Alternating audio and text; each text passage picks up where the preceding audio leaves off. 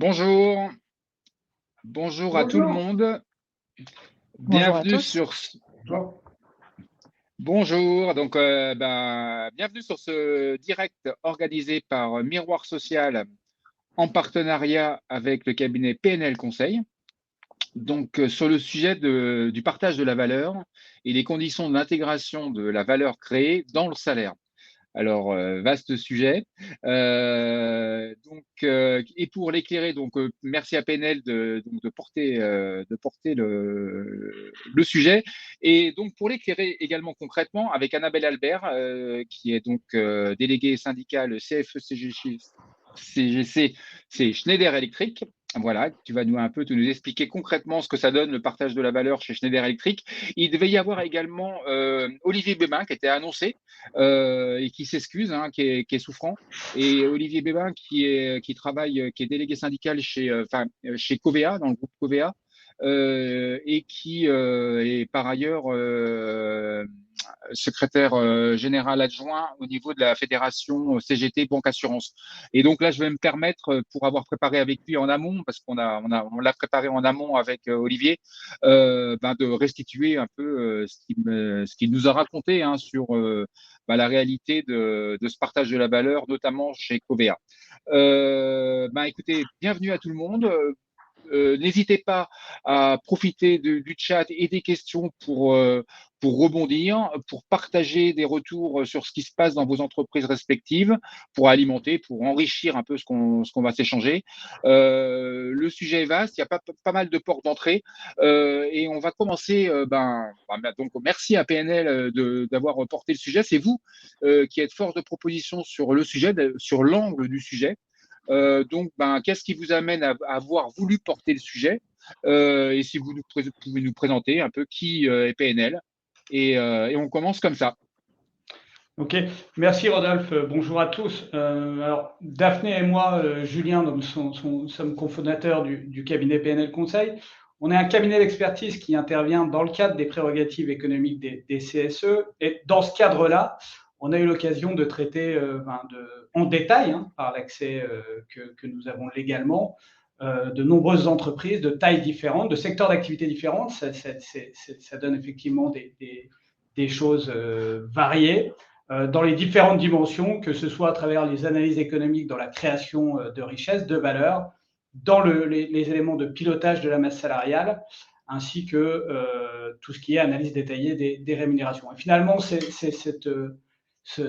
constats, ces analyses depuis pas mal d'années qui nous ont amenés à porter ce sujet de la création de valeur, qui n'est évidemment pas nouveau dans les entreprises, mais qui est quand même largement remis sur le devant de la scène récemment à travers les sujets de pouvoir d'achat dans un contexte d'inflation. Et puis, ça a été aussi largement poussé par le gouvernement dans le cadre des négociations interprofessionnelles récentes sur le partage de la valeur. Donc voilà ce qui nous a poussé à vouloir évoquer ces sujets qui sont évidemment importants dans l'entreprise et pour la représentation du personnel.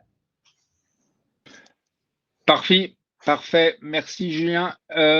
Daphné, c'est toi qui prends la main, tu projettes ou alors c'est moi qui projette? Qui On fait? peut projeter si tu veux, Rodolphe. On peut projeter. Ok, donc Si c'est bon, normalement ça marche, j'ai l'impression. c'est parfait. Donc, Alors, je précise à tout le monde, hein, si normalement vous pouvez télécharger la présentation que va vous présenter Daphné et Julien. Il y a un petit nuage en haut à droite quelque part qui vous permet de la télécharger, mais toujours est-il, vous la recevrez à l'issue du live. Donc, aucun sujet là-dessus, vous la recevrez. alors effectivement, Et oui, excuse-moi, ouais, Daphné, excuse-moi, pour vous lancer, je pense que par rapport, je disais que le sujet est vaste, et donc ce qui va être intéressant avec les quelques planches que vous allez nous présenter, c'est d'avoir une vision macro un peu des enjeux du sujet pour savoir bien de quoi on parle, et c'est important de commencer comme ça, je pense. ouais, c'est ce qui nous est apparu, effectivement, et c'est pour ça qu'on vous a construit quelques pages un peu introductives pour ouvrir à la fois la réflexion et le débat, parce qu'en fait, ce que l'on constate et la façon dont on appréhende le sujet, avant de s'interroger finalement sur la répartition de la valeur et sur le sujet des rémunérations, finalement, il nous apparaît important de partir d'un postulat qui est, je crois, globalement connu, mais qu'il est important peut-être de rappeler, c'est que sur les 60 dernières années, finalement, on est dans une création de richesse au niveau français qui est important. Vous le savez, c'est mesuré au travers du PIB. Vous le voyez sur le graphique qu'on vous a mis en haut à droite de cette page. On voit clairement cette progression. Alors, on peut se dire aussi qu'on est sur une forme d'un certain essoufflement sur les dernières années, mais néanmoins, on voit bien qu'on est sur une progression importante, avec presque un point haut en matière de création de richesse au niveau national. Ça se traduit au niveau de ce PIB. On vous a mis sur la page suivante, finalement, un autre indicateur qui nous apparaît important et qui est aussi le révélateur de cette création de richesse à l'échelle de la statistique nationale et des entreprises, c'est que à l'identique de ce PIB, on a la même courbe sur la valeur ajoutée, et donc finalement cette création de richesse de la somme des entreprises françaises. Et on voit bien qu'on est bien dans ce postulat de départ d'un point haut en matière de création de richesses sur les 40-60 dernières années de façon importante. Le deuxième postulat, un peu macroéconomique, qui nous apparaît important de remettre en perspective avant d'aborder les autres sujets, c'est finalement un point qui est sur cette même période, et là aussi on vous a remis un graphique sur la page précédente, on navigue un peu entre les deux premières pages, sur finalement, depuis le début des années 80, une financiarisation de l'économie avec un poids grandissant des gestionnaires de fonds. Vous le voyez sur le graphique qui est en bas à droite de cette page, où finalement vous voyez qu'à l'échelle européenne, la part des actifs gérés par les gestionnaires de fonds n'a cessé de progresser. Là, on est sur une période beaucoup plus courte, on est sur une période 2010-2021, mais globalement, il faut avoir à l'esprit que cette période s'étend et se développe entre 1980 et maintenant. Et vous voyez cet indicateur qui nous apparaît important, c'est-à-dire que finalement, les encours gérés au niveau européen par ces fonds d'investissement financiers représentent 182% du PIB. Donc, quand on parle de financiarisation de l'économie, on y est au travers de ces indicateurs. C'est-à-dire, ça veut dire quoi derrière ça? Ça veut dire des professionnels de la finance qui ont des attentes de rentabilité et qui vont piloter un certain nombre de décisions au niveau macroéconomique. Et notamment, ça va se traduire dans la captation par l'actionnaire de la valeur. Et ça va nous permettre ensuite d'arriver à nos sujets, bien sûr, de rémunération. Mais vous le voyez au travers de ce graphique, finalement, là aussi, sur une période plutôt récente des 10 dernières années, 2012-2022, on vous a mis, et vous en avez beaucoup entendu parler ces dernières semaines, parce que 2022 est une année record en matière de versement des dividendes, une année record en matière de rachat d'actions, c'est ce que vous voyez sur ce graphique, avec une progression finalement qui est extrêmement importante sur cette période des 10 dernières années. On a quasiment multiplié les montants par 3 sur cette période en matière de reversement de dividendes et de rachat d'actions aux actionnaires. Sur la page suivante, on vous met un autre indicateur qui, selon nous, là aussi, est un bon révélateur de ce sujet. Finalement, la part de l'EBE, qui est ce que représente l'EBE dans la valeur ajoutée, et là aussi, ça montre que finalement, le résultat qui revient à l'actionnaire capte une part de plus en plus importante de la valeur ajoutée. On voit que c'est un gain de 10 points, là aussi, sur une période de 80 à aujourd'hui. Et dans le même temps, on voit qu'on a ce décrochage dans les années 80 des salaires, une forme de remontée légère jusqu'en 2018-2019, et puis ce redécrochage finalement des salaires, de la masse salariale, de la rémunération des salariés dans la captation de la valeur ajoutée. Et sur l'ensemble de la période, un excédent brut d'exploitation finalement qui a capté de plus de 10 points la valeur ajoutée, là où les salaires en ont perdu 4 sur cette même période. Et puis le dernier point, un peu dans ces gros indicateurs macroéconomiques par rapport à ces sujets de valeur et de répartition de la valeur. On va y revenir au travers de cette présentation, mais vous le voyez dans ce dernier graphique, finalement en bas à droite, la question des cotisations sociales qui tendent à diminuer, avec là pour le coup, sur la période récente, vous le voyez, on va y revenir, un décrochage à partir de 2019 et qui correspond finalement à l'intégration du CICE dans les déductions de cotisations URSSAF. Peut-être un dernier point qui n'est pas sur cette page, mais qui là aussi nous paraît important pour alimenter ce débat de la création de valeur et de la répartition de la valeur, avant de se concentrer plus spécifiquement sur le sujet des rémunérations et de comment elles évoluent. Le sujet, on l'a dit, le sujet des dividendes, le sujet de l'investissement.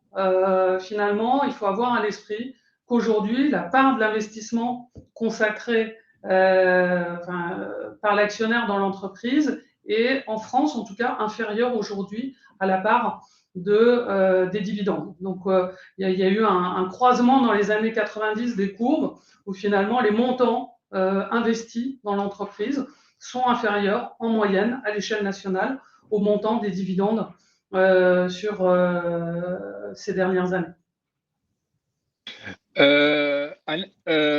Excuse-moi Daphné, peut-être que avant de passer la parole à Julien sur la prochaine slide, est-ce que c'est le moment peut-être d'éclairer sur le lien entre inflation et inflation-salaire de façon macro, de monter un peu le truc, l'argument comme quoi augmentation des salaires, c'est le piège dans lequel il ne faut absolument pas tomber.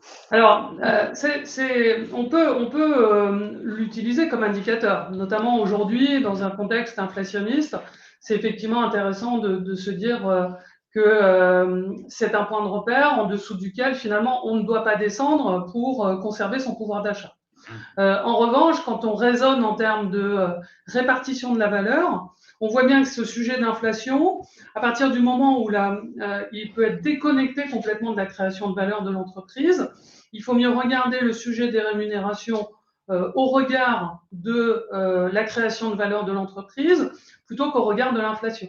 Parce que autrement, on peut avoir une déconnexion importante entre l'évolution des salaires, l'évolution des rémunérations et la création de valeur dans l'entreprise au travers d'un indicateur comme la valeur ajoutée ou l'excédent brut d'exploitation. Parfait. Julien, c'est à toi. Tout à fait, Rodolphe. Peut-être pour lancer le débat sur un sujet important et qui nous anime aujourd'hui des rémunérations, d'abord quelques éléments ici un peu pédagogiques, récapitulatifs, synthétiques sur les rémunérations qui finalement ont évolué par rapport à des périphériques et des supports qui se sont de plus en plus diversifiés ces dernières années. Vous le voyez ici, avec une tendance assez marquée à l'individualisation de la rémunération, mais aussi à la variabilisation des rémunérations. Et finalement, tout ça dans un contexte où les entreprises, de plus en plus, et de façon quasiment généralisée, là on peut généraliser le propos, ont mis un accent très important sur le pilotage et la maîtrise de la masse salariale. Et c'est important pour la représentation du personnel de bien comprendre finalement, de bien décrypter ces enjeux de pilotage et de maîtrise de la masse salariale pour identifier les marges de manœuvre qu'elles ont à l'intérieur de ceux-ci pour essayer de négocier. Et puis, un élément aussi important dans ces évolutions des rémunérations, c'est l'impulsion de l'exécutif sur ces dernières années qui a beaucoup favorisé finalement des attentes que le patronat appelle de ses voeux depuis pas mal de temps, en permettant notamment d'inciter légalement à davantage de variabilisation. On a beaucoup parlé des incitations autour de l'intéressement dans la loi Pacte notamment, en incitant également à variabiliser, mais aussi à désocialiser et à défiscaliser, ce qui permet du point de vue de l'employeur de réduire le coût du travail et donc de ce point de vue d'améliorer la compétitivité de l'entreprise. Et donc on voit bien finalement un mouvement légal incitatif sur ces dimensions-là, variabiliser à travers l'intéressement notamment, désocialisé, défiscalisé, ce qu'on retrouve notamment avec la prime de partage de la valeur, la PEPA juste avant, qui tend à se pérenniser et qui jusqu'à des niveaux de salaire assez avancés, est totalement désocialisé et même défiscalisé sur l'impôt sur le revenu. Donc ça, c'est des éléments qui sont extrêmement forts et qui tendent à faire basculer les équilibres dans la rémunération globale vers finalement une part du salaire de base qui a tendance de ce fait à être diminuée au regard de l'ensemble, alors à des niveaux évidemment différents selon les entreprises, les secteurs d'activité, les catégories professionnelles, les emplois, mais on voit bien finalement, et là on l'interroge ici de façon un petit peu polémique, assiste-t-on à une inversion de la hiérarchie des rémunérations? On n'en est peut-être pas arrivé tout à fait à ce stade, mais quand même, au global, on le voit bien, et les témoignages sont quand même de plus en plus nombreux dans les entreprises pour montrer justement ces forces qui poussent à la variabilisation, à l'individualisation et à moins de cotisations sociales. Alors, peut-être quand même un mot là-dessus, puisque vous le savez, et théoriquement, le salaire reste le socle de la rémunération des salariés. La loi prévoit par ailleurs que ces différents dispositifs que l'on a évoqués ne se substituent pas du salaire. On retrouve d'ailleurs, pour ceux qui ont eu l'occasion de le lire, dans l'accord national interprofessionnel de février 2023, tout récent, on retrouve vraiment de façon très répétée cet élément qui réaffirme que cela ne doit pas se substituer à du salaire.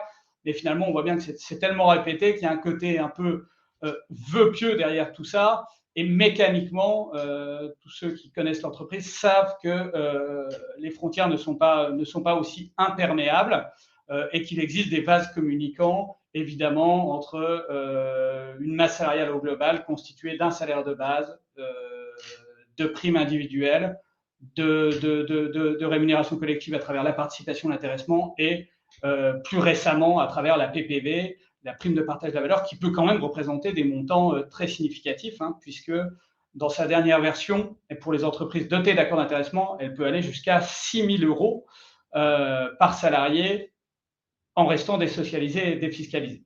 Donc on a là quand même une mécanique à l'œuvre qui modifie beaucoup les réflexes et les enjeux autour de ces rémunérations au sens large. Et on pourrait, et je terminerai là-dessus, même évoquer en termes de vase communicant ce qu'il en est vers l'extérieur, puisque là on parle de rémunération de masse salariale interne, vase communicant qui existe aussi accessoirement dans certains cas vers l'extérieur à travers la sous-traitance, etc. Donc c'est important pour nous de bien remettre en ordre ces mécaniques et ces vases communicants. Vous aurez l'occasion d'y revenir, mais d'où l'importance du diagnostic sur la photographie globale du sujet, c'est ça, Tout à fait.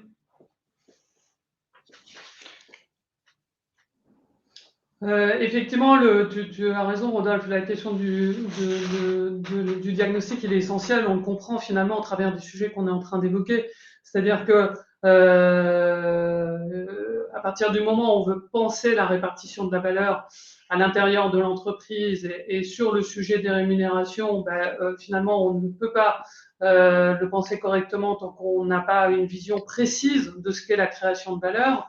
Il y avait effectivement une question tout à l'heure auquel j'ai répondu dans le chat, mais oui, le dividende finalement est un indicateur de création de valeur. Alors il faut avoir à l'esprit que pour un financier, le dividende n'est que finalement le côté émergé de l'iceberg et que la création de valeur se fait au-delà du dividende et la rémunération de l'actionnaire est au-delà de ce sujet de dividende, mais ça reste quand même un indicateur qui est intéressant et dans la plupart des cas peut servir là aussi de point de repère.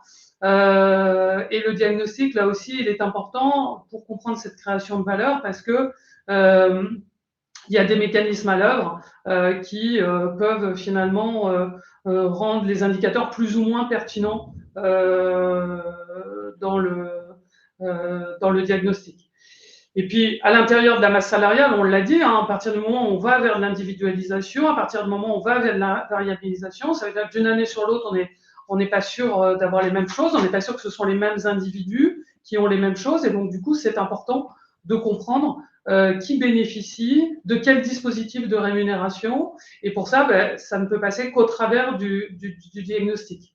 Donc du coup, on le comprend, hein, ça suppose la compréhension des équilibres à l'œuvre, que ce soit à l'intérieur de la masse salariale ou que ce soit dans la création de valeur de l'entreprise, et puis la transparence qui doit permettre de comprendre ces sujets-là, et c'est bien ces sujets-là qui doivent permettre de se positionner, soit à la négociation, soit dans les prérogatives du CSE pour être force de contre-proposition et construire finalement et faire évoluer chaque année soit un rapport de force, soit une capacité à négocier.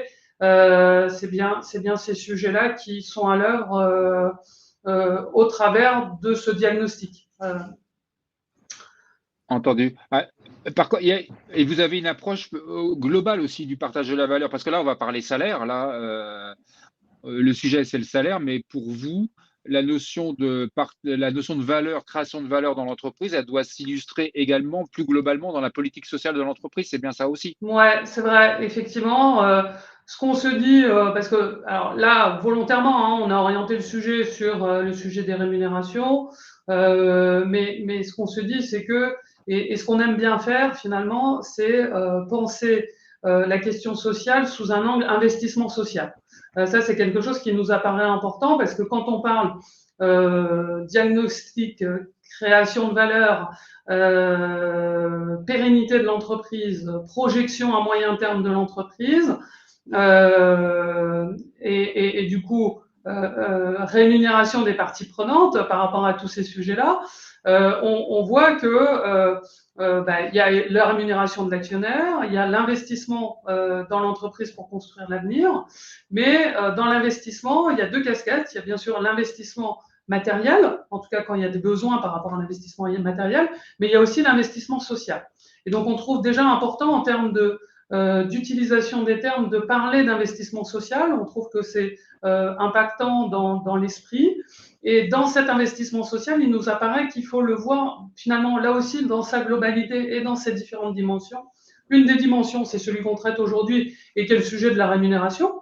Mais il y a aussi toutes les autres dimensions qui vont être la question de l'emploi. Est-ce qu'on est au bon niveau d'emploi par rapport à la productivité attendue par l'entreprise des salariés? Donc, dit autrement, est-ce qu'on a le bon nombre de personnes pour finalement produire ce qui doit être produit? Est-ce qu'on est au bon niveau de classification? Est-ce qu'on est au bon niveau de compétence? Est-ce qu'on a le bon niveau de formation? Et c'est bien tout ça qui permet de penser aussi les conditions de travail, parce que c'est bien tout cet environnement qui permet finalement de se dire qu'on a les conditions de travail adéquates. Et tout ça, pour nous, c'est de l'investissement social qui permet de construire la pérennité future de l'entreprise et aussi, parce qu'on reboucle finalement, la création de valeur de l'entreprise.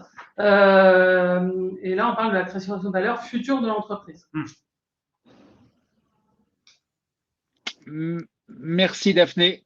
Avant de passer la parole à Annabelle, je vous invite à regarder dans la partie sondage. On a lancé deux petits sondages, deux petites questions dans la partie sondage. La première étant, avez-vous obtenu l'intégration d'un élément variable de rémunération dans le salaire fixe? Oui, non. Et la deuxième seconde étant, avez-vous obtenu une augmentation générale? On dit bien générale et pas collective, c'est-à-dire un même pourcentage pour 100% des salariés. N'hésitez pas à répondre, ça permettra d'ambiancer le chat et les interactions. Donc, Annabelle, parole à toi. Donc, tu es déléguée syndicale chez Schneider Electric pour la CFE-CGC. Et donc, je vais te mettre à l'écran. Donc, toi, Annabelle, tu m'expliquais que donc il y a chez Schneider Electric, il y a un bonus variable, la part variable que vous appelez le bonus qui qui est distribué entre guillemets à une majorité de salariés avec un niveau de 4 à 40% de la rémunération totale, hein, si je ne me trompe pas. Et il y a une partie dans ce bonus, et tu le diras mieux que moi, 50% qui est lié à des objectifs collectifs et 50% sur les objectifs individuels. Donc ça, c'est la part variable. Et il y a également l'intéressement avec une matrice de suivi d'indicateurs, notamment de développement durable, assez poussée. Là, c'est les deux leviers, on va dire, de redistribution de la valeur en marge à côté du salaire fixe. Et pour se mettre dans le bain, Annabelle, comment tu peux nous expliquer là récemment, enfin les objectifs, le caractère inatteignable des objectifs qui sont fixés dans le cadre de l'accord d'intéressement, également dans les parts variables, et l'incompréhension que ça amène chez les salariés de voir que les objectifs ne sont pas atteints, et surtout qu'en fait, en amont, ils n'ont pas été négociés. En fait, c'est des décisions unilatérales de la direction sur les critères qui sont fixés. Annabelle, à toi. Alors déjà, moi, j'ai répondu au sondage, comme tout le monde.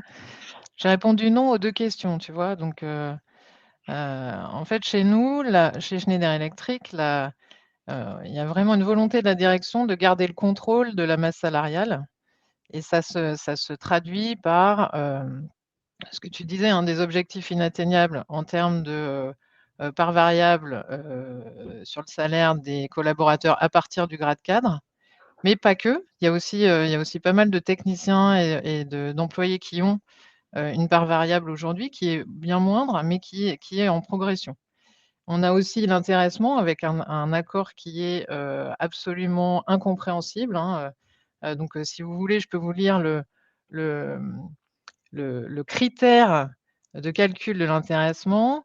La part groupe d'intéressement est calculée en multipliant le taux de versement de l'indicateur Schneider Sustainability Impact par le coefficient multiplicateur de l'indicateur évolution du taux d'EBITDA organique ajusté sur chiffre d'affaires du groupe. Voilà, donc là, normalement, vous n'avez rien compris. Et c'est le cas aussi des salariés chez nous qui ne se sentent pas du tout, enfin, ils n'ont pas l'impression d'avoir des leviers pour jouer sur ces indicateurs d'intéressement. Donc c'est là que la frustration arrive, où on se dit: «Bon, bah, de toute façon, on n'a aucun moyen de jouer là-dessus. Cette part variable, en gros, c'est la pièce qu'on nous donne, à la fin de l'année, si les résultats sont bons», et la pièce, elle est quand même très calibrée. Voilà. Et ce que tu m'expliquais, c'est que l'année passée, en 2021, Schneider a exposé ses résultats et les objectifs ont été atteints à 200%, enfin, sur la part variable collective du bonus. Et là, cette année, c'est 107%, c'est ça? Et Oui, en les fait, salariés ne comprennent pas parce que vous avez aussi explosé les compteurs. En fait, on a deux catégories de bonus, hein. Il y a les bonus pour les vendeurs, la part variable des vendeurs qui s'appelle le Sales Incentive Plan. Alors là, c'est vraiment lié au chiffre d'affaires par région, et donc c'est vraiment un aspect vente. Et pour les autres, c'est le STIP, Short Term Incentive Plan, qui est mondial. Et dans le mondial, c'est-à-dire que ça touche les collaborateurs en France, mais aussi dans les autres pays.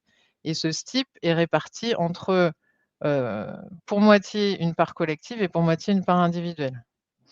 Et donc cette part collective, c'est des ambitions de chiffre d'affaires, de cash, de productivité, industrielle qui sont, très, très ambitieux, bien plus ambitieux que ce qui est affiché, par notre dirigeant auprès des actionnaires, hein. Donc autrement dit, si on veut qu'on y arrive, je te dis qu'il faut que tu fasses 20 pour atteindre 10. Et quand tu atteins 10, ce qu'on a promis au monde entier, en fait, tu as que la moitié de ta rémunération variable. Voilà, donc c'est là que c'est aussi frustrant. Hem et l'année dernière, alors tous les ans, on nous dit, «Résultat faramineux, c'est exceptionnel, on a très bien travaillé, l'entreprise se porte bien, on crée beaucoup de valeur», et en même temps, la part variable, elle est quand même, très limitée puisque objectif inatteignable. Alors parfois, pour calmer un petit peu, la grogne, on va nous rajouter, une petite prime, heu, donc un pourcentage par exemple, où on nous dit: «Bah tiens, finalement on a décidé de distribuer 2 de plus sur la part individuelle». Donc et du coup ça enlève aussi toute corrélation à un indicateur. C'est-à-dire qu'on a vraiment l'impression de plus mesurer quoi que ce soit et d'être vraiment dans la variable d'ajustement. qu'est-ce qui peut être négocié en variable, qu'est-ce qui ne l'est pas, quoi. Mais pour autant, les salariés, c'est une incompréhension, mais ça bouge pas plus que ça en termes de mobilisation par rapport à ou si. Alors ça bouge pas trop, on a réussi à bouger un petit peu, donc les 2 points forts, hein, au niveau des négociations, c'est les NAO qui ont lieu en début d'année et puis, l'intéressement qui se situe, plutôt au printemps. Là, on va commencer les négociations. Mais, pour les NAO, il y avait une des questions quand on avait préparé l'intervention là, comment faire finalement pour arriver à intégrer, la part variable dans le salaire, enfin, ou comment faire pour augmenter les salaires? Il faut y aller en ordre groupé, hein, on ne peut pas faire ça de manière dispersée. Donc, idéalement, il faut y aller en intersyndicale avec les différentes, organisations pour que tous les élus se mettent au moins un objectif commun. Ça permet au moins de maximiser, l'effet, et en intersyndicale, on arrive à faire bouger un peu les lignes et à mobiliser les salariés, mais très peu puisque, en fait, on a aussi, c'est un peu comme, ce qu'on voit aujourd'hui dans l'actualité. Il y a une grande partie de la population qui se résigne, qui se dit: «Bah, c'est comme ça, voilà, bon, voilà, c'est comme ça». Alors, Annabelle, je vais regarder sur le sondage. Là, je regarde. Alors, avez-vous une augmentation générale? 59% non. Oui, 41%. Voilà, 41% qui ont obtenu une augmentation générale. Vous n'avez pas obtenu une augmentation générale, vous avez simplement obtenu une petite sécurité pour l'ensemble des cadres d'avoir 2,5%, c'est ça? C'est le Alors seul truc nous, que vous avez on est obtenu? enfin, on est quand même très contents parce qu'on avait avant l'inflation, galopante, il y avait pas du tout d'augmentation générale pour les cadres. Donc il y avait une augmentation individuelle, enfin, c'était la même enveloppe. En fait, on avait un pourcentage de la masse salariale qui était, réparti entre augmentation générale et augmentation individuelle pour les OATAM, et pour les cadres, c'était uniquement de l'augmentation individuelle. Donc une grosse partie de la population cadre et de manière affichée par la direction, heu, un bon quart de la population cadre n'avait pas d'augmentation. Là, avec l'inflation, on a quand même asséné le message pendant toute l'année dernière, comme quoi c'était pas tenable de pas donner, d'augmentation à une partie de la population. Et comme tu le disais, Daphné, tout à l'heure, l'inflation, ça devrait être le seuil minimum en deçà duquel on ne devrait pas aller, sous réserve de faire perdre du pouvoir d'achat aux salariés. C'est ça, Donc, l'employeur, il est quand même responsable de maintenir le pouvoir d'achat des salariés et de maintenir son employabilité. complètement. C'est-à-dire que, si on forme pas les gens et qu'en plus on les appauvrit, ensuite on fait quoi? On leur dit qu'ils sont mauvais, on les met Mmh. dehors, et puis ils peuvent plus se faire recruter puisqu'ils Mmh. ont perdu toute valeur sur le marché du travail. Mmh. Donc là, l'idée, c'est vraiment, l'inflation. Je reviens à mon sujet.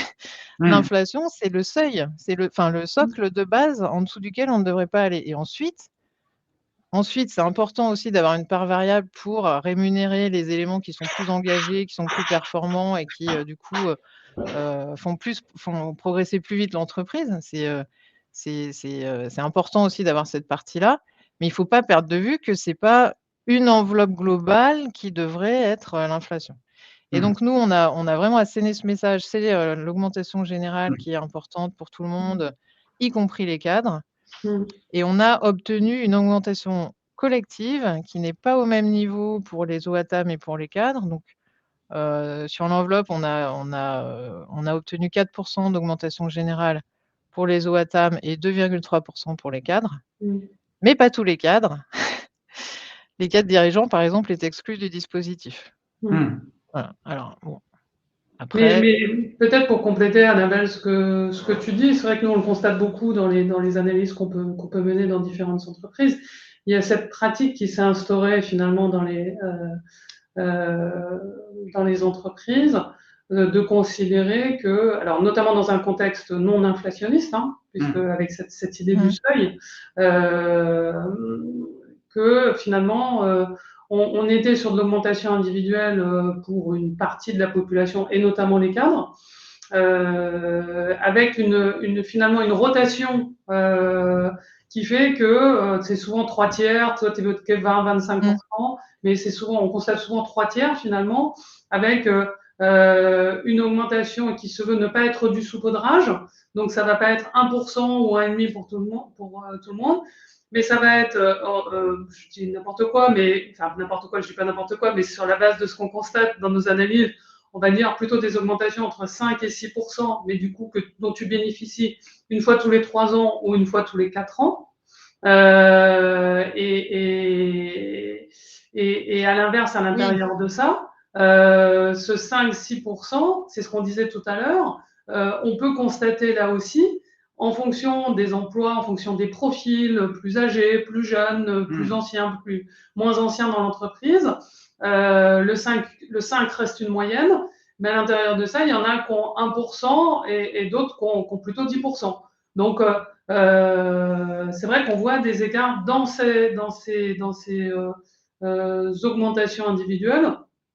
On voit des choses très différentes, malgré cette règle commune qu'on constate un peu partout. Et qui a changé, tu as raison, avec l'inflation. C'est vrai qu'il y a une volonté de ne pas faire de saupoudrage, ce qui est pas mal, puisque ça veut dire que tu as une vraie augmentation au mérite, mais c'est censé être au mérite. Exact. Tu vois, c'est un peu ça aussi le problème, c'est que finalement, on te maintient à flot tous les 3 ans, quoi.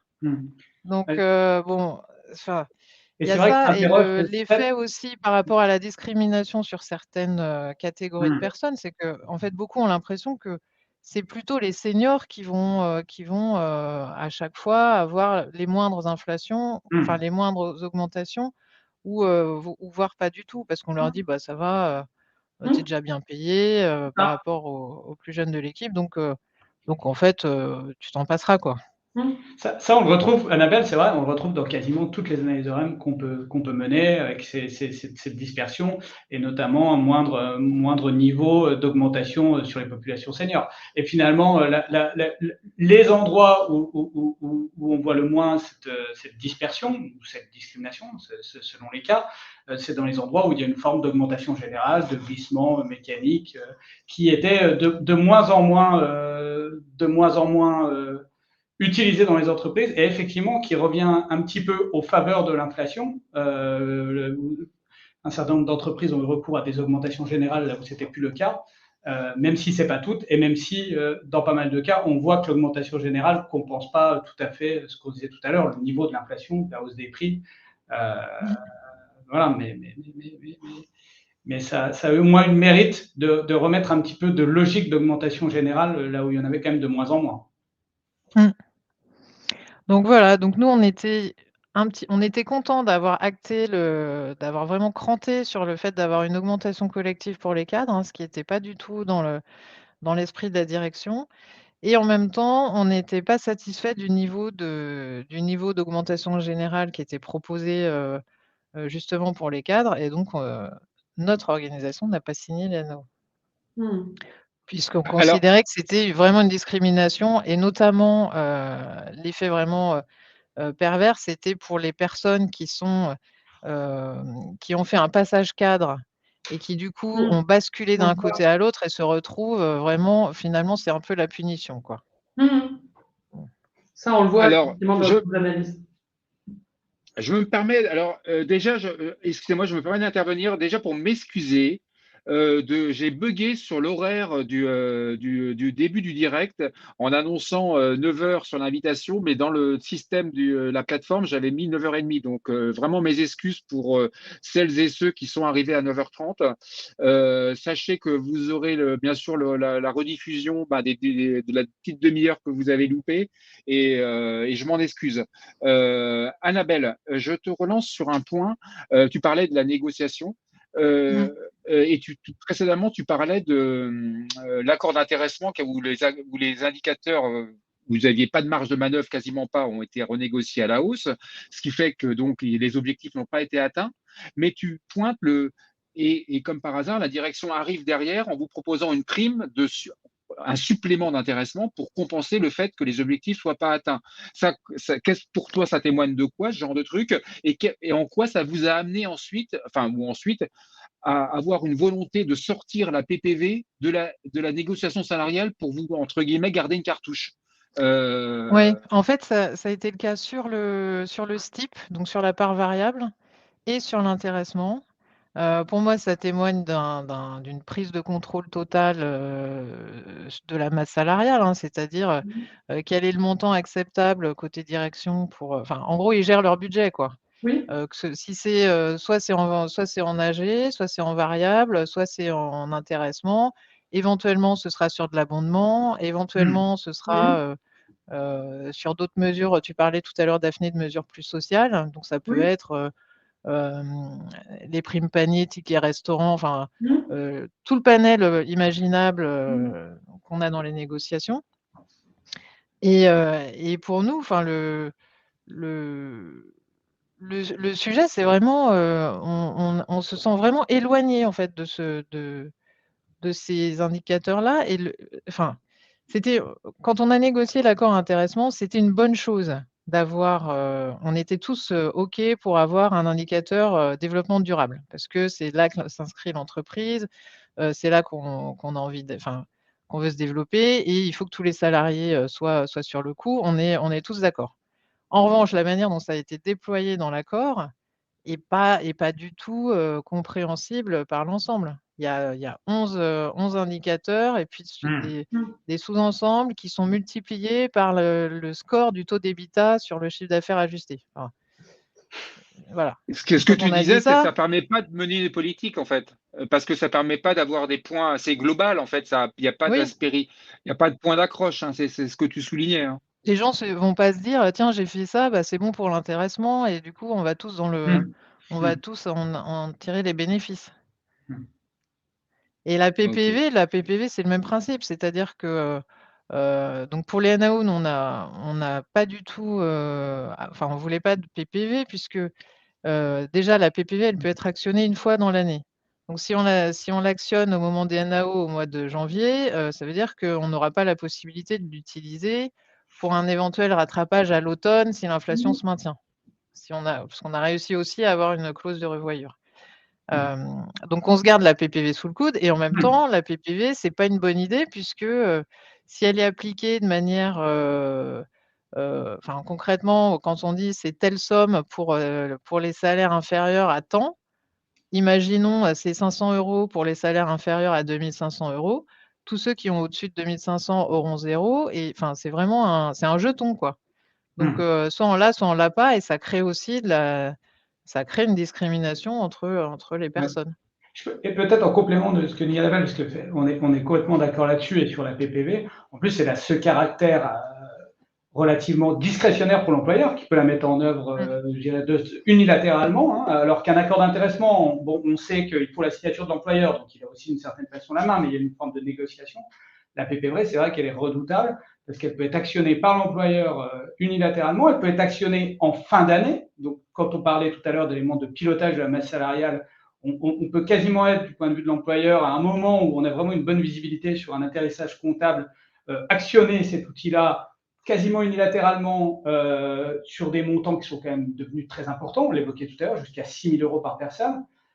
Et donc, c'est vrai que là, on est sur l'outil ultime, frustrant en termes de négociation, parce qu'il peut être mis en place unilatéralement, en termes de pilotage, qui permet d'attendre quasiment le dernier moment, et qui, de façon évidente, se substitue à d'autres formes de rémunération. Je crois qu'il y avait une publication de l'INSEE la semaine dernière, qui, au regard des montants versés sur le dernier mois de 2022, je crois qu'il était question de 5 millions d'euros versés, alors même qu'il y avait manifestement au plan macroéconomique une dynamique salariale qui s'était quasiment arrêtée sur la fin d'année, ou en tout cas fortement réduite.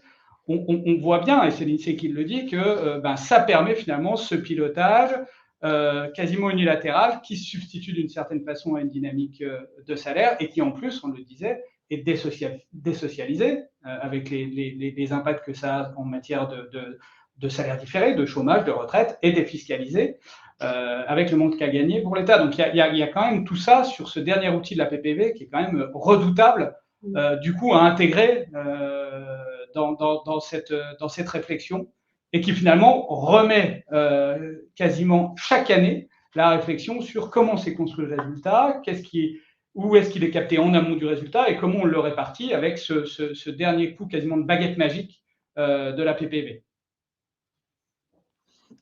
Ok. Justement, peut-être Julien ou Daphné sur la pratique du supplément d'intéressement, c'est complètement la loi le permet, hein, à partir du moment où il y a un accord d'intéressement, de pouvoir librement et unilatéralement budgéter une enveloppe un supplément d'intéressement. C'est quoi le regard que vous avez sur cette pratique-là?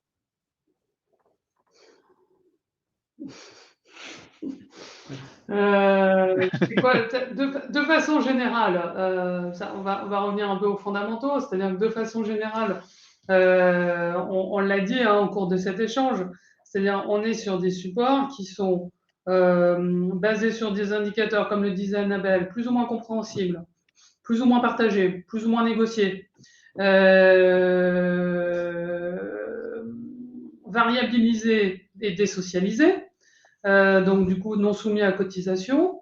Donc du coup, finalement, ces suppléments d'intéressement, c'est un peu le même sujet que la PPV qu'on vient d'évoquer à l'instant. C'est une sorte de coup de baguette magique de la direction pour éventuellement ajuster sa politique salariale pour une raison ou pour une autre à un moment donné. Sur la base d'un pilotage de sa masse salariale à un moment où elle se dit finalement je suis dans les clous par rapport à ma masse salariale globale, donc je suis prêt à lâcher quelque chose qui ne m'engage pas et qui va me coûter 2 fois moins cher enfin, 50% moins cher qu'une rémunération socialisée. Et donc du coup, bon voilà, c'est décision unilatérale de l'employeur, j'ai envie de dire par rapport à ces sujets-là, mais méfiance par rapport à une enveloppe globale qui potentiellement fait que ce type de support, et dans la pratique c'est quand même le cas, se fait au détriment d'un salaire de base socialisé, socialisé. Et puis pérenne aussi, parce que ça c'est le point important. Oui. Il n'y a pas besoin de le renégocier tous les ans, alors que ces aspects-là, il faut les renégocier. Parfait. Peut-être il y a une Annabelle, question, n'hésite pas. je vois apparaître dans le chat, je peux peut-être y répondre tout de suite. C'est quoi être dans les clous par rapport à la masse salariale? Parce que je vois que ça rebondit sur le propos que je viens de tenir à l'instant. Il faut avoir à l'esprit qu'une direction générale, elle pilote sa masse salariale. Donc en fait, elle se fixe un objectif et elle se dit ma masse salariale, dans sa globalité, elle ne doit pas dépasser tant. Et dans sa globalité, elle ne doit pas dépenser tant. Il y a bien sûr le sujet rémunération, on l'a dit, mais il y a le sujet niveau d'effectif. Et donc, du coup, ça va être la question du remplacement des départs, ça va être la question des départs, et ça va être la question de quel est le niveau de rémunération que je suis prêt à lâcher à l'intérieur de cette masse salariale pour être sur les niveaux qui sont attendus. Ok, parfait. Annabelle, merci de ta présentation. Tu interviens quand tu veux, hein, pour des compléments ou des précisions ou des rebonds. Donc, quand tu veux, Annabelle. Moi, je vais me permettre de justement rebondir. Il y a une question de Didier sur la possibilité de réintégration d'une part de l'intéressement dans le salaire. Alors, malheureusement, il aurait été bien mieux placé pour en parler que moi.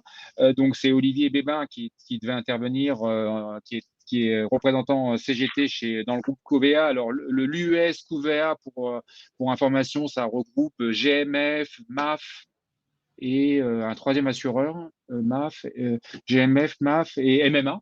De mémoire. Voilà, trois gros acteurs de l'assurance dans le cadre d'une ES et dans un groupe un peu plus large avec deux autres acteurs. Et la caractéristique de Covea, c'est de pratiquement chaque année redistribuer, d'être au taquet de la redistribution sur l'intéressement participation, c'est-à-dire qu'il redistribue en moyenne chaque année 20% de la masse salariale en intéressement participation. Ils sont au taquet de la loi là-dessus. Et ce qu'on a vu, c'est qu'en 2022, il y avait donc un intéressement de l'UES et un intéressement groupe. L'intéressement de l'UES, c'est celui qui pèse le plus lourd, pour information. Pour un niveau de salaire de 40 000 euros chez Covea, ça représentait en 2019 7 500 euros d'intéressement de participation. Donc, un niveau conséquent. Et la prime d'intéressement en groupe, elle représentait en moyenne 1 000 euros, donc inférieure. Et il y a eu une négociation en 2022 pour intégrer l'intéressement groupe dans le salaire. Donc, ça a été négocié. Donc, on a un exemple. Alors, dans le sondage, vous êtes combien à dire que ça a été fait, vous excusez-moi, 23%. 26% où il y a eu intégration d'un élément variable dans le salaire fixe, 26%. N'hésitez pas, parce que quand j'ai lancé le sondage, tout le monde n'était pas encore arrivé malheureusement avec mon horaire, mon bug sur l'horaire. Donc n'hésitez pas à compléter vos réponses sur le sondage. Ça n'a aucune valeur représentative, mais en tout cas pour l'ambiance, c'est toujours intéressant. Et donc voilà, ils ont réussi à intégrer la prime d'intéressement groupe dans le salaire. On y reviendra parce que ça pose des questions de socialisation, parce qu'on n'a pas, étant donné que le transfert en élément salarial avec les cotisations qui est sous-jacente, ça fait que les salariés vont toucher en net moins que ce qu'ils avaient touché en intéressement. Comment on amène ça, on amène le sujet. Et pour rapidement dresser le tableau complet, non, mais de chez Covéa. Donc, c'est une entreprise de la direction qui redistribue au taquet l'intéressement participation et qui avait une politique salariale, on va dire, modérée. Et ça a tenu jusqu'au moment, dans un contexte inflationniste, mais avec l'inflation arrivant, là, les représentants des salariés considéraient que c'était plus acceptable de se contenter d'une politique de redistribution maximale et d'avoir une politique salariale à minima. Et donc, il y a pour une première fois chez Covéa une intersyndicale qui s'est montée fin 2022 avec un appel à mobilisation pour le salaire net. Sur une augmentation salariale. Alors, comme Annabelle, comme chez vous, chez Schneider Electric, ils voulaient 4% pour tout le monde, ils n'ont pas obtenu 4% pour tout le monde, ils ont obtenu 4% jusqu'à 40 000 € de mémoire. Voilà, donc c'est pas une augmentation générale au sens strict. Toujours est-il, ils ont obtenu beaucoup plus que ce qu'ils avaient obtenu en 2021, où c'était de mémoire 2,5. Donc, en disant, c'est pas parce que vous redistribuez beaucoup en intéressement participation que ça vous exonère d'avoir une politique salariale cohérente sur le salaire fixe. Voilà, ça c'est ce que Olivier aurait pu développer bien plus que je vais pouvoir le faire. Mais ça m'amène à un rebond peut-être du côté de chez vous, PNL, c'est et vous me le disiez en amont, vous avez vu aussi, vous le voyez de temps en temps, des intégrations d'éléments variables non exonérés de charges, de cotisations dans le salaire. Ouais. Et ça sous-entend comment on fait de la pédagogie, parce qu'Olivier l'aurait dit, pour eux, la CGT, Covéa et Banque Assurance, c'est pas une surprise de voir de noter qu'eux, ils plaident pour un salaire socialisé au maximum, mais Olivier expliquait bien que ça sous-entendait de la pédagogie auprès des salariés entre net, brut, et c'était pas forcément évident à expliquer. Ouais. Voilà. Mais ça illustre bien en fait le caractère un peu compliqué de ces différents périphériques de rémunération. Alors oui, du salaire de base, ça répond mieux à une logique d'inflation parce que c'est pérenne et donc ça permet de sauvegarder le pouvoir d'achat. Donc de ce point de vue, ça répond à la question. Après, effectivement, c'est pas simple au plan pédagogique d'expliquer que pour un même montant en coût global, entre guillemets, le salarié à titre individuel va toucher moins, puisqu'au passage, ce qui était de l'intéressement qui pouvait être placé quelque part faisait l'objet d'une fiscalité réduite. Quand on le bascule en salaire de base, là, on passe par tous les éléments de cotisation et éventuellement aussi d'impôt sur le revenu si on en paye. Donc la différence est quand même notable. C'est environ 50% de cotisation sociale en moyenne, mais entre la partie patronale et la partie salariale. Donc effectivement, il y a un manque à gagner tout de suite et ça se voit en bas de la fiche de paye. Pour autant, les cotisations, c'est pas fond perdu puisque ça va servir derrière évidemment la pension, le chômage, etc., un éventuel chômage. Donc ça répond quand même aussi à une logique qu'il ne faut pas oublier, d'autant plus dans la période actuelle où on parle de réforme des retraites. C'est pas perdu. Mais ça nécessite. Et après, excuse-moi de te couper, mais Ouais. Du coup, ça se négocie, ça. Je veux dire, exact. Ils peuvent très bien décider de le rentrer en compenser. négo en demandant à ce que l'employeur prenne au moins en charge une partie du surcoût qu'aura les salariés. Exact. Mais voire leur assurer un net. Bon, exact. faut toujours être ambitieux quand on démarre une négo. Ouais, mais ça, vous le savez mieux que nous, mais à la limite, c'est vrai que tout se négocie et c'est absolument pas interdit pour l'employeur Ouais. de mettre plus. On sait que c'est pas toujours facile à obtenir, surtout là, quand on parle de passer d'un variable à un fixe, à un salaire de base. Effectivement, le raisonnement, du coup, pour l'employeur, il perçoit ça comme une certitude dans son compte de charge pour les années à venir. Donc, il a un peu de mal à y accéder. Puis l'autre question que ça pose Bah, Olivier, éventuellement, c'est une fois qu'on a obtenu la réintégration d'une partie, de tout ou partie de variables dans le salaire, est-ce que on renégocie un accord d'intéressement? Parce qu'il y a peut-être un juste milieu entre manifestement verser des montants très importants chaque année qui renvoient à l'idée que ça peut être du salaire et ne plus en avoir du tout. Donc, est-ce qu'il faut renégocier un accord d'intéressement, entre guillemets, qui fait le job, peut-être plus simple que celui que décrivait Annabelle, mais qui peut générer des montants compréhensibles et qui sont du plus. Bon, ça c'est peut-être à revoir. Et pour terminer sur la question, est-ce qu'on voit souvent de la réintégration dans le salaire fixe? Ben, pas tous les jours quand même, pour les raisons qu'on évoquait, et peut-être encore moins sur les aspects variables collectives type intéressement. Ouais. On le voit parfois sur des primes un peu historiques, fruit de l'histoire, qui traînent entre guillemets dans l'entreprise. Et à un moment, l'employeur dit bon, bah allez, on va arrêter avec ça, on la réintègre dans le salaire de base. Parfois, c'est l'occasion d'opérations de fusion qui remettent en cause des statuts. Et là, voilà, il accède à la réintégration. Mais c'est quand même pas facile à obtenir par la négo. Parfois par le risque du contentieux, parce que, comme on se le disait, si ça se substitue à du salaire, ça peut être réintégré entre guillemets de force par le légal. Bon, c'est pas simple. Oui, chez entendu. nous, je reviens sur les primes, hein, la réintégration des primes chez Schneider, c'est souvent pour uniformiser la rémunération entre filiales. Donc, si une filiale a une prime, on le réintègre dans le salaire pour pouvoir ensuite faciliter justement les transferts enfin, dans le groupe et avoir un schéma de rémunération à l'identique. Ok, parfait. Merci de cette précision. Je précise que Olivier m'expliquait bien que cette réintégration de la prime de l'intéressement en groupe dans le salaire, ça n'avait pas été un cadeau de la direction et ça avait été bien négocié. Alors maintenant, je pense pas que ça a été ISO. C'était pas les salariés n'ont pas retrouvé le net qu'ils avaient. Hein, et donc c'est pourquoi Olivier insistait sur le fait qu'il fallait être pédagogique et expliquer qu'en fait ils y gagnaient, quoi. Enfin, c'était gagnant dans l'histoire, mais c'était pas forcément évident.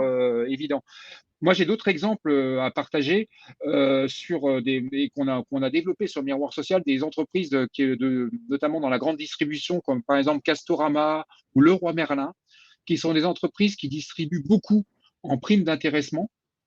Et ce qui est intéressant de voir sur la variabilité, sur la création de valeur, c'est que dans ces deux entreprises, actuellement d'ailleurs, il y a un mouvement social chez Castorama hein, sur les salaires, quand bien même l'entreprise distribue pratiquement comme Covea, par exemple, à la sortie du confinement, c'est des enseignes qui ont explosé les compteurs à tel point que, par exemple, chez Castorama, la prime d'intéressement, elle est trimestrielle. Et sur certains trimestres, elle a dépassé les 40% de la masse salariale. Ça, quand la direction s'est aperçue de ça, de ces scores de jackpot, en fait, ils ont voulu renégocier l'accord d'intéressement en disant, et ça, les syndicats l'ont pas vu, enfin pas vu de façon aussi évidente, ils ont dit, on va vous faire un plafonnement un plafonnement à 20%, mais trimestriel, pas plus annuel, pour éviter des débords à 40%, comme on a pu connaître sur des périodes de reprise d'activité pleine balle. Et il y a un contentieux qui a été ouvert, hein, juridique, mais c'était bien la volonté de la direction de maîtriser l'enveloppe. C'est-à-dire que là, ils s'étaient aperçus en sortie de confinement on pouvait atteindre 40% de redistribution en prime d'intéressement sur un trimestre. Et autre exemple avec Leroy Merlin, où là aussi, pareil, ils sont gros niveau de redistribution de variables sous forme notamment de primes d'intéressement, mais ça ne les a pas empêchés d'avoir un mouvement social dur en fin 2022 pour négocier des augmentations de salaire sur le net, avec des syndicats qui étaient bien clairs sur le fait qu'ils dissociaient complètement la politique salariale de la politique de redistribution via l'intéressement participation, et que c'est pas parce qu'on redistribuait beaucoup à l'intéressement participation que, je redis encore au risque de faire de la redite, mais de lâcher sur les bas salaires avec des phénomènes de tassement de grille de tassement de grille et aussi d'attractivité, de turnover important, de difficulté à recruter parce que les grilles salariales s'appauvrissent, enfin se dégradent, se tassent, ouais, clairement. Et voilà, et donc des phénomènes de tension importants. Et pour revenir, et après je vous laisse vraiment la parole parce que c'est pas le propos forcément que je parle, mais Olivier racontait aussi sur la PPV. On voit bien la marge de manœuvre que ça a accordé l'exécutif sur la PPV avec un plafond à 6 000 et très peu d'entreprises. Enfin, moi, j'en connais pas qui ont attribué 6 000 de PPV. Et la moyenne, je sais plus à combien. En tout cas, elle l'est, mais en tout cas, par exemple, chez Covea, ils ont obtenu 1000 de PPV et la direction partait à 100. Donc, ça montre bien la marge de manœuvre qu'il y avait derrière ça enfin voilà, ça a pas été, il n'y a pas eu de négociation là-dessus. Voilà, la direction a attribué 1000 en PPV. Voilà, pour des petits exemples que je pouvais vous rapporter à défaut d'entendre Olivier de vive voix. Des réactions, Julien, Annabelle, Daphné, des questions dans la salle sur lesquelles vous voulez rebondir, n'hésitez pas. Moi, je voulais réagir par rapport à. Il y avait un commentaire dans le chat. Alors, je me rappelle plus du prénom, mais qui disait, voilà, c'est Cyril. Chez Thales, la direction nous annonçait d'entrée de jeu en NAO que l'entreprise n'avait pas vocation à compenser l'inflation. Donc, on a eu la même chose chez Schneider Electric. Notre DRH nous a expliqué que nous étions une entreprise responsable et qu'en tant qu'entreprise responsable, nous n'allions pas alimenter le monstre de l'inflation en haussant les salaires au même niveau. En revanche, ça n'a pas empêché l'entreprise de pratiquer des hausses tarifaires. Donc, c'est aussi pour ça qu'elle se porte bien.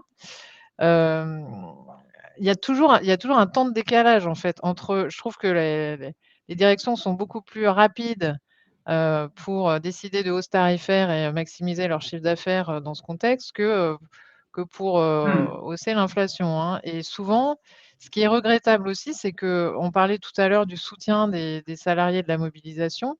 Il a fallu 1 an pour que les gens se rendent compte. Enfin, on disait l'inflation est là. Enfin, l'inflation augmente, mais quand on était à 3%, donc c'était fin 2021, C'est vrai. les gens trouvaient 3%, bon, tu as 3% d'augmentation, ça va. Enfin, c'est pas la cata. Et du coup, il a vraiment fallu 1 an pour se rendre compte que, leur faire prendre en compte que c'était réel. Et du coup, les sensibiliser beaucoup plus. Donc, on a toujours 1 an de décalage, en fait, entre finalement la correction sur la masse salariale et la réalité sur le chiffre d'affaires. Ouais, Donc, c'est aussi un argument, c'est que bien sûr. les gens ont perdu 1 an de pouvoir d'achat, quoi. Enfin, Il y 1 a, an de il y a pouvoir d'achat. effectivement, et c'est vrai Leur pouvoir d'achat s'est dégradé pendant 1 année. complètement. Et le propos que tu as, et puis je vois qu'il y a une réaction aussi dans le chat par rapport à ça, mais c'est extrêmement important parce que pour le coup, quand on fait des analyses de compte, c'est ce qu'on constate. Il n'y a pas si longtemps, on était dans une entreprise dans l'industrie où on a présenté ce sujet, où c'était quand même effectivement une NAO qui était sortie, alors je crois en plus avec de l'augmentation générale autour de 5%, donc plutôt pas mal, on va dire, même si on est un peu au-dessus en termes d'inflation, bon voilà. Et en fait, quand on a regardé de façon précise les augmentations de prix qui avaient été passées aux clients sur la même période, en fait, on était sur des augmentations de prix. Et là, j'en reviens à ton sujet de il ne faut pas alimenter l'inflation, il faut qu'on soit responsable. La direction avait passé des hausses de prix entre 15 et 25% aux clients. Donc on est dans le secteur pharmaceutique, donc c'est passé là où dans d'autres endroits, je dis pas que c'est un schéma général, il y a des endroits où c'est possible, il y a des endroits où c'est pas possible, mais là aussi il faut se méfier de ce genre de discours et d'où l'importance, j'en reviens à ce diagnostic précis où une direction a vite fait de te présenter son besoin de responsabilité sous un angle là où ça lui apparaît pas aussi nécessaire sous un autre angle. Ouais. Et c'est confirmé par les chiffres de l'INSEE récents qui disent que l'inflation là, sur la dernière séquence est portée par le rebond des marges des entreprises, elle-même portée par l'augmentation des prix, qu'on voit dans des proportions différentes, mais y compris là où ça ne s'explique pas nécessairement par l'inflation des coûts de l'énergie, etc., et pas non plus encore la répercussion pour tout ou partie dans les salaires. Donc, c'est la mécanique qui est décrite là, elle est réelle, il n'y a aucun doute. Ok, parfait. Je vous propose de continuer. On a une demi-heure. On a pas mal de. Si vous voyez des questions dans la salle, par exemple, il y a une question de Véronique. Moi, je me permets de vous la poser sur. Alors, vous avez bien exposé, effectivement, grâce au rebond d'Annabelle, sur le fait de démystifier le lien entre salaire, le fait que il y avait rien de. Enfin, il fallait y aller sur les argumentations pour l'augmentation du salaire net. Euh, Par contre, à défaut, comment des mécanismes, on parle d'intéressement de participation, donc qui alimentent souvent des mécanismes d'épargne salariale derrière avec l'abondement de l'employeur.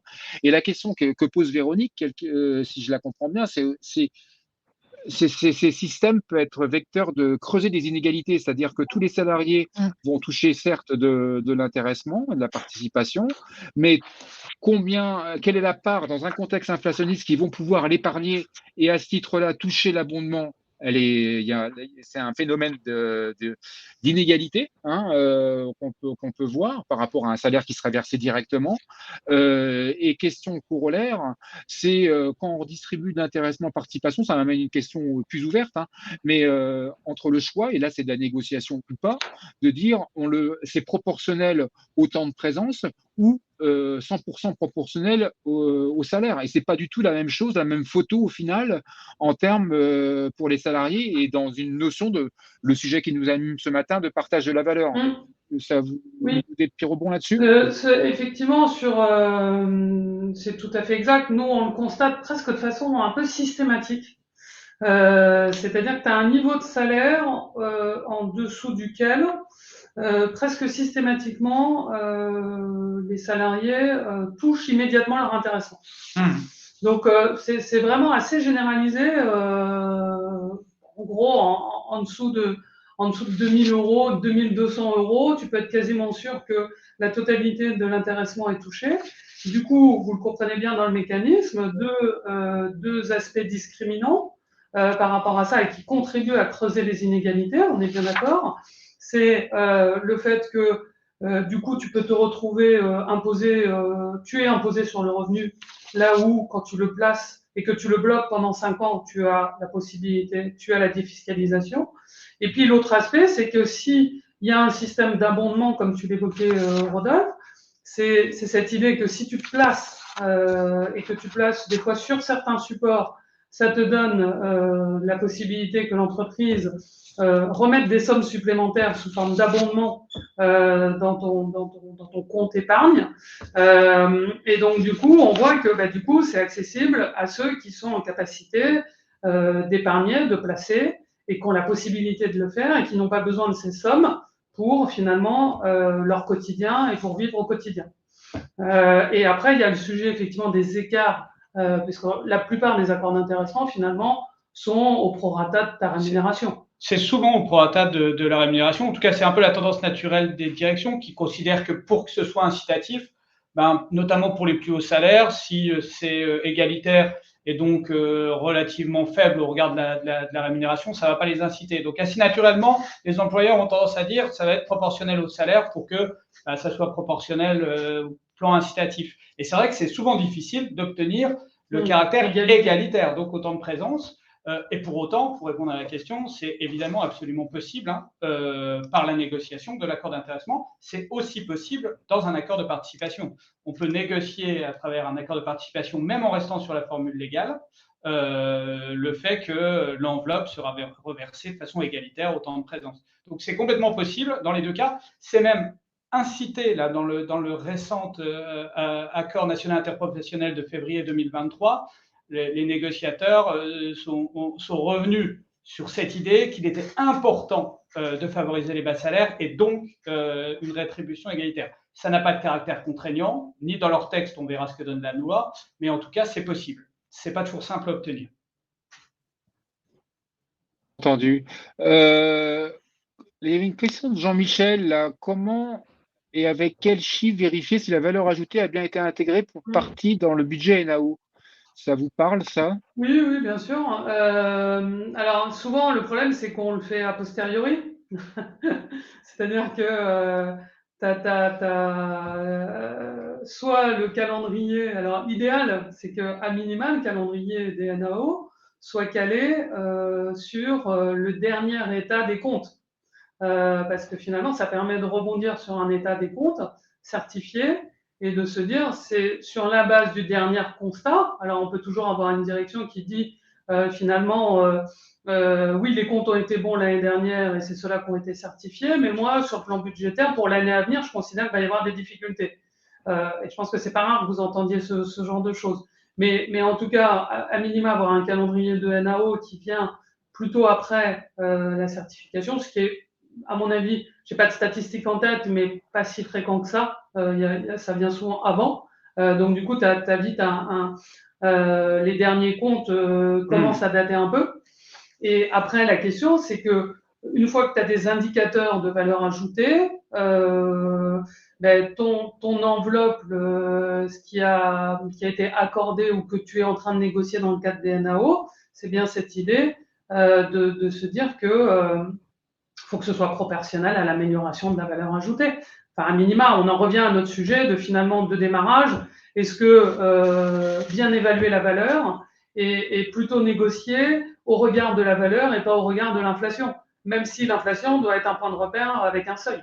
Donc voilà. Mais c'est un peu a posteriori qu'on fait les constats. Là, dans l'exemple que je vous donnais à l'instant, qui est vraiment extrêmement récent, où on a pu aligner toutes les planètes sur ces sujets-là, finalement, on constate que malgré une NAO à 5%, le chiffre d'affaires a augmenté de 20%, notamment du fait des hausses qui ont été passées, des hausses de prix qui ont été passées aux clients, et que la masse salariale, à l'inverse, elle est restée stable.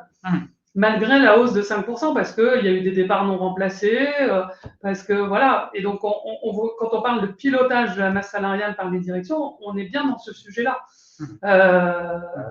Et c'est bien ça qu'il faut confronter pour voilà, les prochaines NAO et puis dénoncer finalement le décrochage entre la création de valeur et la redistribution aux salariés dans la rémunération, mais aussi sur tous les autres périphériques, comme on l'a dit tout à l'heure, au travers de l'investissement social.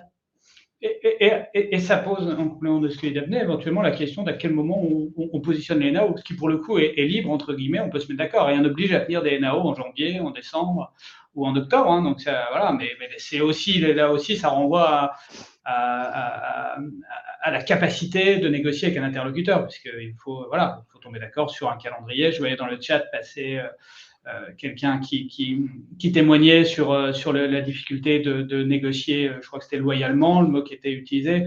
Bon, on a évidemment énormément de retours de négociateurs sur les difficultés à négocier de façon sincère, loyale, je ne sais pas comment il faut le dire, même parfois avec le bon interlocuteur, hein, on entend se développer, et dans les groupes, même parfois des négociateurs niveau employeur disent non mais moi je ne peux pas faire plus, j'ai un cadrage, bon voilà.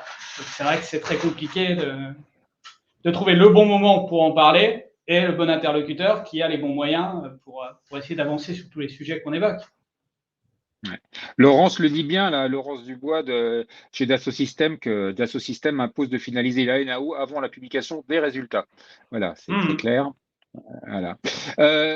On parle après, rien n'empêche d'y revenir après, hein, et puis peut-être, on entend là beaucoup d'entreprises qui disent, un peu avec l'impression de l'inflation et des difficultés de pouvoir d'achat, certaines qui ont du mal à être attractives, fidélisées, disent on va se remettre à la table des négociations dans 3 mois, dans 4 mois, enfin voilà, négociation annuelle obligatoire, on sait que ça peut être, ça rien n'interdit d'en faire 4 dans l'année, d'avoir 4 augmentations dans l'année, c'est pas interdit. Alors, on parle de création de valeur. Moi, j'ai l'exemple en tête de la CGT d'Amadeus. C'est la centrale de réservation du transport aérien Amadeus, là, une belle entreprise, où la CGT, qui n'est pas signataire de l'accord d'intéressement et de participation, dénonce le fait que, en fait, la prime d'intéressement participation, elle est là pour compenser le fait les 50% de salariés qui touchent rien en augmentation individuelle. C'est la variable d'ajustement de ça. Mais ils expliquent que pour eux, les indicateurs sous-jacents à l'accord d'intéressement, en fait, sont destructeurs de valeur parce que c'est exclusivement des indicateurs de réduction de coûts. Et que pour eux, c'est en fait, en dépassant les objectifs fixés par l'accord d'intéressement, finalement, à long terme, on affaiblit la société, on facilite l'externalisation, on facilite, enfin bon, bref, on est en train de se couper la branche sur laquelle on est assise. Est-ce que ça, c'est valeur contre valeur, anti-valeur? Alors, on ne peut Ça vous pas parle? non plus faire de généralité, il faut voir au cas par cas, mais effectivement, c'est bien le risque auquel on s'expose. Si tu rentres dans une spirale où finalement tu demandes de plus en plus de productivité aux salariés, que tu ne le formes pas, que tu peux à court terme, bien sûr, améliorer ta profitabilité. Donc tu vas augmenter à court terme ta valeur parce que tu as fait des économies. Ça va te permettre de bénéficier d'un intéressement qui va être plus élevé, donc plus rémunérateur pour le salarié à court terme, avec une détérioration de ses conditions de travail, une détérioration de son employabilité parce que, comme le disait Annabelle, on n'a pas la formation adéquate, et puis on a des tassements de grilles qui font que on est globalement pénalisé. Et donc, on sait que tous ces mécanismes-là, à long terme, sont destructeurs de valeur. C'est certain, c'est certain. Donc, du coup, c'est important d'être vigilant parce que une direction a vite fait de raisonner uniquement sur des indicateurs de profitabilité, de rentabilité, un tableau de bord, un chiffre en bas du tableau de bord, mais qui ne fonctionne pas sur le terrain. Alors, ce qui est intéressant aussi, c'est peut-être Annabelle, je le confirme, c'est que c'est cette impossibilité de négocier ces indicateurs. En fait, la marge de manœuvre des organisations syndicales, elle est super faible là-dessus. Annabelle, En c'est fait, ce que nous, tu disais. Hein. pour être très précise, les indicateurs dont je parlais tout à l'heure, c'est notre accord d'intéressement groupe, mais on a aussi un accord d'intéressement par filiale. Et c'est exactement ce que tu disais sur on a une ligne qui est amélioration de la productivité industrielle. Et donc, la productivité industrielle, pour l'améliorer, on délocalise vers des pays de l'Est. Donc, c'est juste ça. On est en train de demander aux salariés pour avoir leur part variable, donc leur intéressement, de faire en sorte que de pousser la production des usines françaises vers les pays de l'Est. On se tire une balle dans le pied. Et en même temps, quand tu dis ça, les gens te disent, c'est un peu ce que je disais au début, c'est un peu de la résignation. De toute façon, tout le monde fait ça, donc ouais, ok, allons-y. Et puis, c'est une petite part de l'intéressement, c'est une ligne parmi d'autres, donc tout n'est pas basé là-dessus. Voilà. Mais c'est intéressant ce que tu dis, Annabelle, parce qu'on le voit des accords d'intéressement avec ce type de. C'est quand même très contre-intuitif d'indicateurs. Je pense à celui de France Télévisions, on peut dire, les accords sont publics, hein, avec des indicateurs de type réduction de la masse salariale. C'est-à-dire que le fait de réduire la masse salariale de l'entreprise, en tant qu'indicateur en tant que tel, quand on améliore le résultat, parfois c'est parce qu'on a baissé la masse salariale, mais là c'est vraiment ciblé en tant que tel. Des atteintes d'objectifs de réduction de la masse salariale se traduisent par un surplus d'intéressement. Et du coup, c'est vrai que par rapport à des objectifs de l'emploi, il y a quasiment un deal finalement. On accepte de réduire l'emploi dans l'entreprise, au profit de quoi on aura une rémunération variable un peu supérieure pour ceux qui restent. C'est compliqué. Un intéressement socialement responsable, dans tous les sens du terme. Alors, l'accord en question a aussi sa batterie d'indicateurs environnementaux, entre guillemets, plutôt orientés sur la réduction du nombre de photocopies. Hein, et au final, il est à peu près aussi compliqué que celui que décrivait Annabelle tout à l'heure. Ok. Moi, il y avait alors peut-être un point sur de façon plus globale. Hein, c'est est-ce qu'on peut, et c'est ce qui était, moi, c'était les échanges que j'avais pu avoir. Enfin non, excusez-moi. Pour rebondir, pour reprendre les propos d'Olivier et rester sur cette idée-là, Olivier tenait à parler aussi alors là, c'était plus au niveau branche, la politique sur parce que là, on a parlé de part variable, d'intéressement participation, mais la logique de rémunération de variables individuelles, strictement individuelles, et notamment, Olivier pointait dans le secteur banque-assurance, et peut-être plus assurance, des commerciaux avec un fixe à 20 kg € et le reste en variable. Et pour lui, c'est quelque chose qui n'allait pas. C'est-à-dire que d'avoir un niveau de salaire garanti aussi faible et avoir une part variable aussi importante, il fallait corriger le tir. Et c'était la même problématique qu'on a posée depuis tout à l'heure, c'est-à-dire augmenter la part fixe du salaire et d'avoir moins de variabilité pour un objectif de création de valeur peut-être différent. Et ça pose la question de fond, c'est est-ce qu'on peut baser un modèle des politiques salariales sur en fait de la surperformance. Annabelle, tu m'en parlais aussi. Vous avez votre grille avec low performer, comme dans toutes les boîtes, performeur de base, je suis conforme, j'atteins juste mes objectifs, je les dépasse un peu, ou alors je suis un high performer, et un peu l'approche que la direction avait sur cette notion de surperformance et la course à la surperformance. Question ouverte.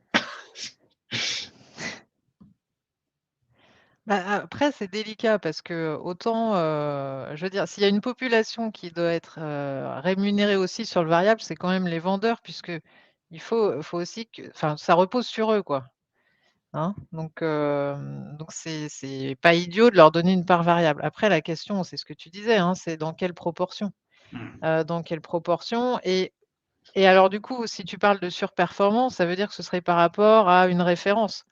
Donc, il faut faire attention aussi à la référence que tu donnes. Si on considère qu'on va les rémunérer enfin, je dis n'importe quoi, une année, imagine, tu es chez Castorama, tu prends, comme référence, la sortie du confinement et tu dis aux gens: «Maintenant, vous allez me faire 20 de plus». Ils vont pas pouvoir, quoi. Donc faut c'est assez touchy, en fait, de trouver le bon niveau. Et donc finalement, la surperformance, tu vas la trouver, en bas de page dans le compte de résultat de l'entreprise, peut-être, s'ils ont s'ils ont pas trouvé d'autres leviers. Au bout du bout, tu la retrouves là.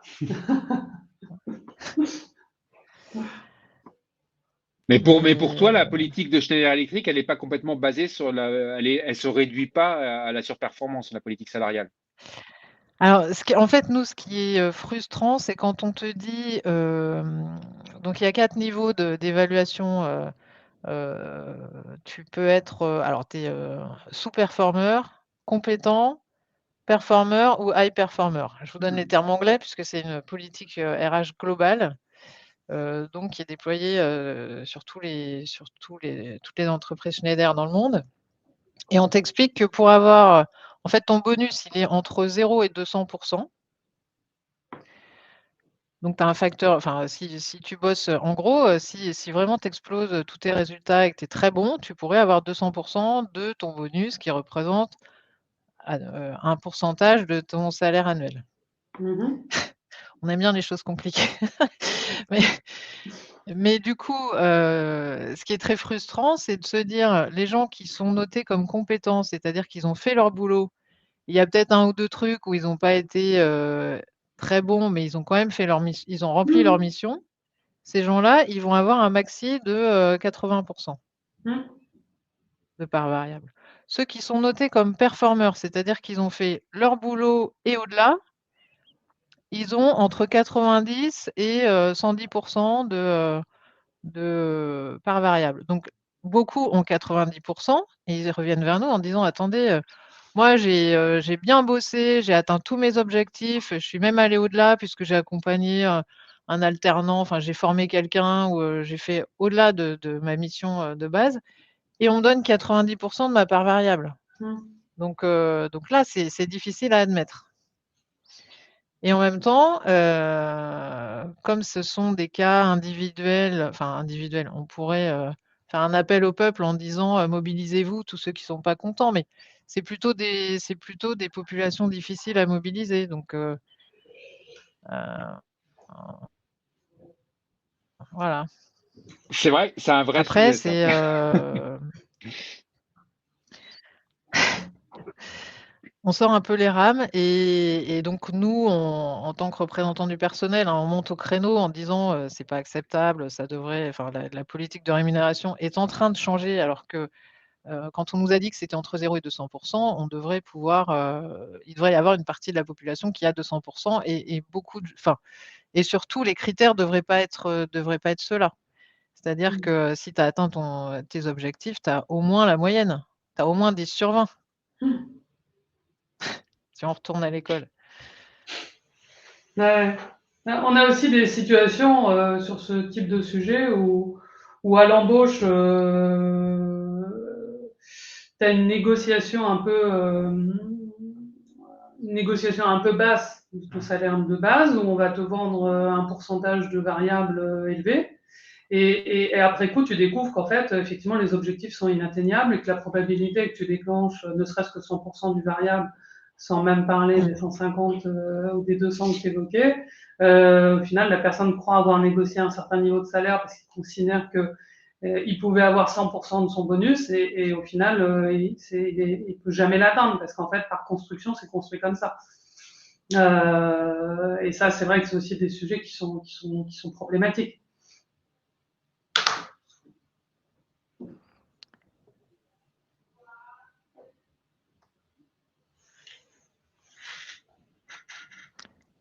Ouais, chez nous, en fait, c'est pas forcément à l'embauche, mais ça peut se produire notamment via la croissance externe quand des entreprises rejoignent le groupe et qu'on essaie de converger les systèmes de rémunération entre les filiales.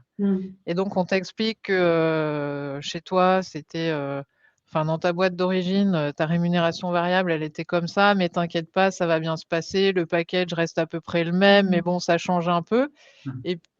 Et puis, quelques années plus tard, tu t'aperçois que tu t'es quand même fait raboter une partie du truc. Enfin, c'est pas exactement ce qu'on t'avait vendu au départ. Mais de la même façon que les sujets d'intéressement, moi j'entends beaucoup de représentants syndicaux dire qu'ils font beaucoup de communication auprès des salariés pour expliquer que c'est pas parce que ça fait plusieurs années que tu as un montant plutôt élevé d'intéressement, de participation, que il faut considérer que c'est acquis. Parce que là aussi, quand on réfléchit au risque, là plutôt individuel, on va dire, un salarié qui s'habitue finalement à un niveau de rémunération et qui va être de 10% supérieur à sa rémunération directe, l'année où ça tombe plus, il a construit son pouvoir d'achat autour de ces 10% parce que ça fait 3, 4, 5 ans qu'il en bénéficie, ça garde un caractère variable.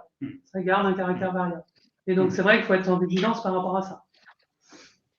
Malgré les primes, les suppléments que les directions peuvent accorder.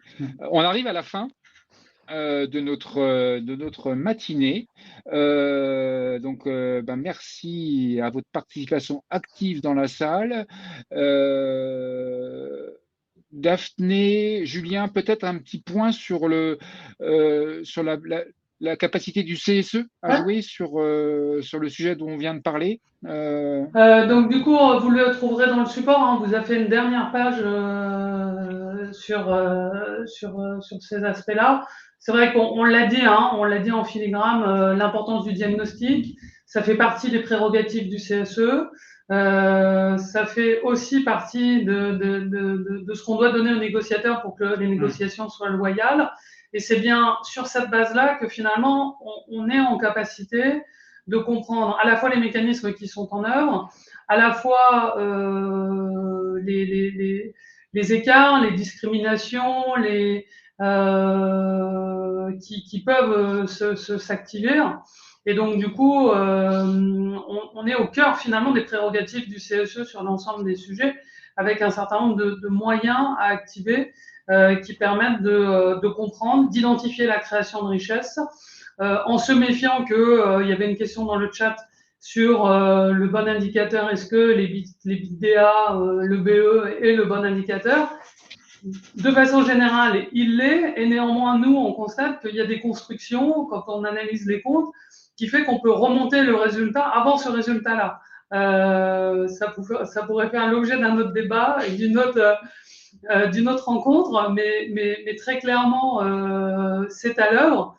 Et donc, du coup, c'est quand même important de savoir exactement ce qu'il en est en matière de création de richesse à l'intérieur de l'entreprise, de sa répartition, et a fortiori, comme on l'a dit, compte tenu des développements de ces mécanismes de variables, de primes sur objectif, d'individualisation. Voilà, c'est ce qui nous semble important autour de ces sujets-là pour éviter notamment les discriminations et une déconnexion, on va dire, entre création de richesse et rémunération du salarié dans l'entreprise. Entendu. Merci, Julien. Alors, il y a quelqu'un qui demande à être rassuré. Est-ce qu'il faut être expert comptable pour être élu? Absolument pas. Il vaut mieux pas. Il vaut mieux pas. Un élu et un négociateur ont bien d'autres casquettes que n'a absolument pas l'expert comptable. L'expert comptable n'est qu'un outil. Parfait. Julien, un petit mot de conclusion, synthèse? Non, je crois qu'on a dit pas mal de choses, mais comme disait Daphné, c'est vrai qu'on a moins évoqué la façon dont se crée la valeur, qui est quand même très important avec les constructions qui finalement peuvent être différentes dans toutes les entreprises. Donc c'est vrai qu'on a évoqué des tendances générales que beaucoup retrouveront, mais c'est vrai que la situation de chaque entreprise est finalement différente. Quand on fait partie d'un groupe comme Schneider, c'est pas exactement la même chose que quand on est dans une association. On a vu une question sur le chat où la création de richesse ne se lit pas de la même façon. On va plutôt être sur une logique budgétaire, de répartition, et où finalement, il faut quand même trouver le bon niveau de rémunération, mais selon d'autres règles du jeu.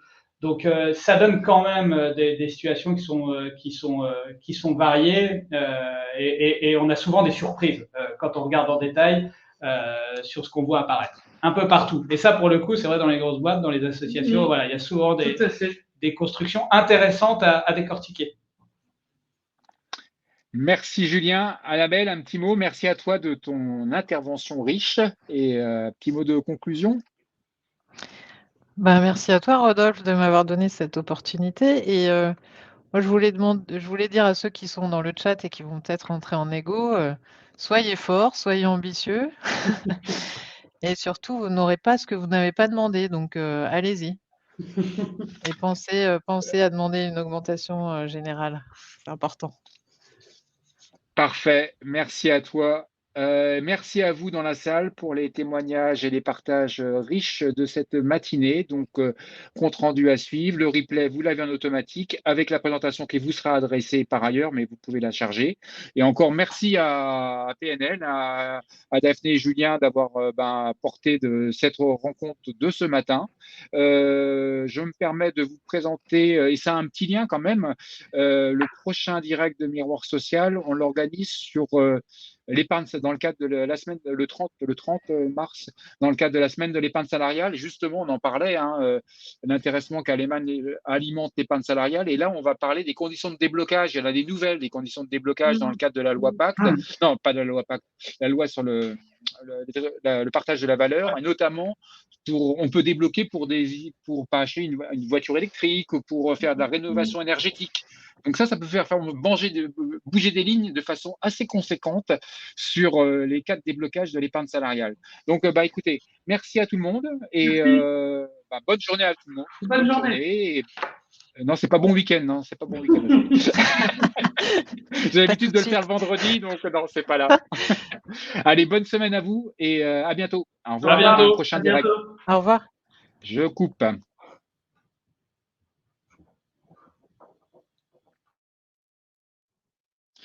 Et on se retrouve dans la petite salle.